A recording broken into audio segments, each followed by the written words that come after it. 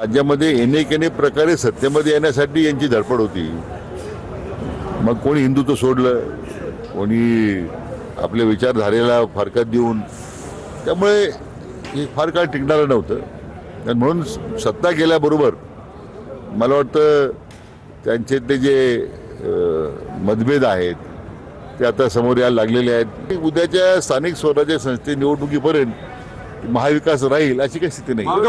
यामध्ये काय नाविन्यपूर्ण आहे असं मला वाटत नाही, कारण लोकसभेला जो काय फेक नरेटिव्ह सेट करून आमच्यावर आक्रमण करण्याचा प्रयत्न केला होता तो फुगा आम्ही विधानसभेमध्ये माननीय देवेंद्रजी, एकनाथ शिंदेसाहेब आणि अजितदादांच्या नेतृत्वाखाली फोडला।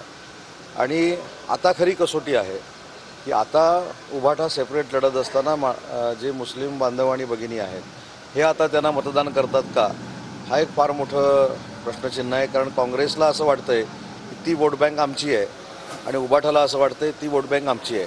आता खऱ्या अर्थानं या सगळ्याच महाविकास आघाडीच्या पक्षांची कसोटी आहे। संजय राऊत यांनी आज म्हटलंय की ठाकरे गट सगळ्या महापालिका निवडणुका स्वबळावर लढणार आहे। महायुतीमध्ये तशा संदर्भात काही चर्चा आहे? तो त्यांचा इश्यू आहे, त्यांनी काय करावं, कोणाबरोबर लढावं, कोणावर लढू नये, कपडे घालून लढावं की बिगर कपड्याचं लढावं, तो त्यांचा प्रश्न आहे। की अंडरपॅन्ट घालून की लंगोट लावून लढावं तो त्यांनी ठरवायचा प्रश्न आहे। त्यांना जे योग्य वाटतं त्यांनी ते करावं।